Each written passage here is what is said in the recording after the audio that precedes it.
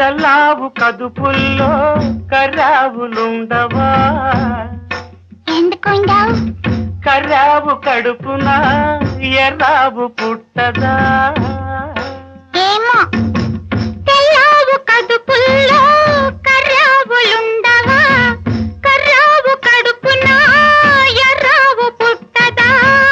గోపయ్యాడున్నా గోపెమ్మ ఈడున్నా గోసూళి కుంకుమై గోపెమ్మ కంటదా? ఆ పొద్దు పొడిచేనా ఈ పొద్దు గడిచేనా? ఎందువలన అంటే అందువలన. ఎందువలన అంటే దైవ ఘటన. గోవులు తెల్లన్న గోపయ్య నల్లన్న గోజూలి ఎర్రన.